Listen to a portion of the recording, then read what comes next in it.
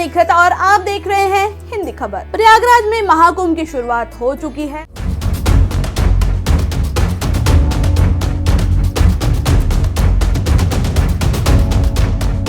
और आज हम आपको मुक्तेश्वर के शिविर के बारे में बताएंगे। ये शिविर काफी ज्यादा खास होने वाला है।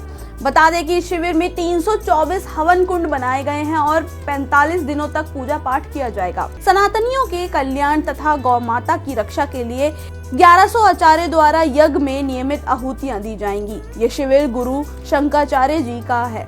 बता दें कि इस कुंड में आज शाम से पूजा पाठ शुरू हो जाएगी और मुक्तेश्वर नंद के शिविर में साधु संत प्रवेश कर चुके हैं। चलिए अब देखते हैं हमारी खास रिपोर्ट।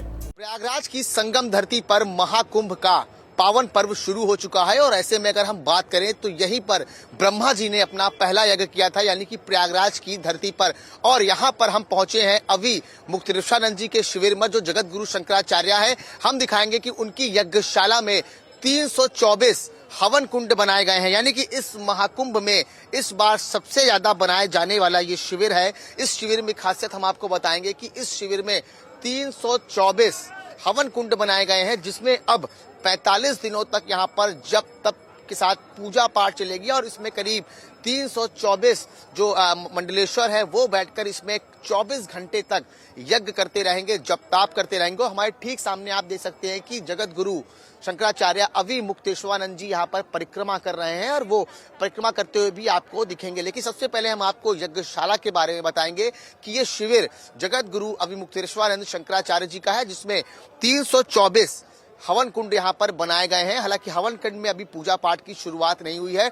यहाँ पे परिक्रमा करने के बाद आज शाम से इस हवन कुंड में पूजा पाठ भी शुरू हो जाएगी। तो आप देख सकते हैं कि यहाँ पर टोटल 324 हवन कुंड बनाए गए हैं, क्योंकि प्रयागराज की पावन धरती पर महाकुंभ का आयोजन की शुरुआत हो चुकी है। और ऐसे में कई जगह से साधु संतों के साथ साथ जगत गुरु शंकराचार्य भी यहाँ पर अब पहुंच चुके हैं। हालांकि वो यहाँ पर अभी परिक्रमा कर रहे हैं और इस उनके परिक्रमा होने के बाद आज शाम से ही इस हवन कुंड में यहाँ पर आपको 324 साधु संत बैठे नजर आएंगे, महामंडलेश्वर बैठे नजर आएंगे और यहीं पर आपको वो पूजा जप तप करते हुए 45 दिनों तक यहाँ पर नजर आएंगे। तो आप तस्वीरों में देख सकते हैं कि किस तरह से जगत गुरु अभी मुक्तेश्वरानंद जी यहाँ पर परिक्रमा कर रहे थे और इस यज्ञशाला को आज शाम से इसमें आपको पूजा पाठ भी देखने को मिलेगी। हालांकि महाकुंभ में 45 करोड़ से ज्यादा श्रद्धालुओं का आने का अनुमान बताया जा रहा है, जिसके चलते यहाँ भक्त भी अब अभी मुक्तेश्वरानंद जी का आशीर्वाद लेने के लिए यहाँ पर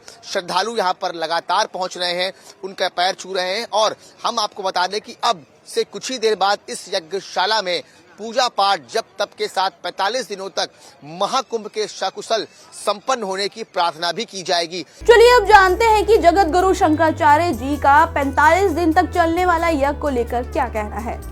जो यज्ञशाला बनाई गई है उसका क्या तात्पर्य है? ये यज्ञ करने के लिए बनाई गई है। जहाँ पर हमारा यज्ञ होता है वहाँ पर हम लोग यज्ञशाला बनाते हैं।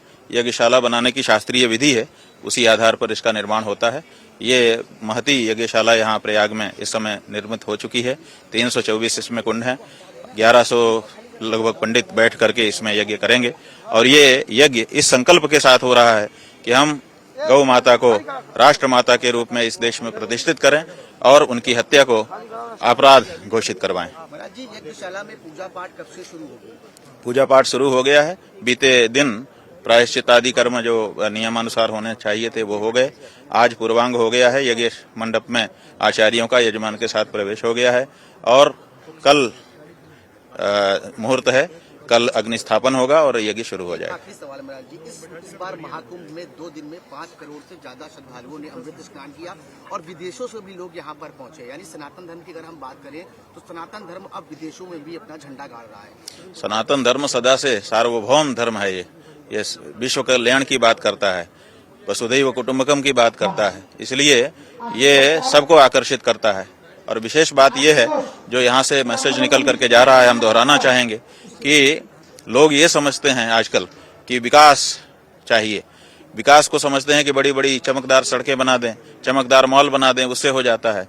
लेकिन आप देखिए यहाँ पर विदेशों से भी लोग आ रहे हैं, आप देख रहे हैं, वो तो बड़ी बड़ी सड़क छोड़ करके आ रहे हैं, रेत में सोने के लिए आ रहे हैं, ठंडे जल से नहाने के लिए आ रहे हैं और भंडारा जमीन में बैठ करके खाने के लिए आ रहे हैं। इसका मतलब है कि भौतिक आनंद के आगे एक आध्यात्मिक आनंद है।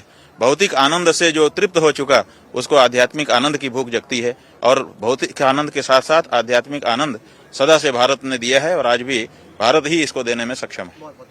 तो ये थे हमारे साथ बात करने के लिए जगत गुरु शंकराचार्य अविमुक्तेश्वरानंद जी, जिनका कहना है कि सनातन धर्म की जो झलक है वो अब विदेशों में भी पहुंचने लगी है, ताकि लोग समझे कि आखिर 45 दिनों तक यहाँ पर लोग रेत में आते हैं, संगम स्नान क्यों करते हैं। तो ये कहीं ना कहीं जो झलक है वो अब धीरे धीरे सनातन में पहुंचने लगी। हालांकि 2 दिन में 5 करोड़ से ज्यादा श्रद्धालुओं ने प्रयागराज के संगम तट पर अमृत स्नान किया, जिसका इससे साफ पता चलता है कि किस तरह से महाकुंभ का लोगों में क्रेज नजर आ रहा है। वीडियो जर्नलिस्ट तिलक के साथ मैं सौरभ मिश्रा, हिंदी खबर प्रयागराज। आज की महाकुंभ की इस खास रिपोर्ट में बस इतना ही। अगले अपडेट के लिए बने रहें हमारे हिंदी खबर के साथ और देखते रहें हिंदी खबर।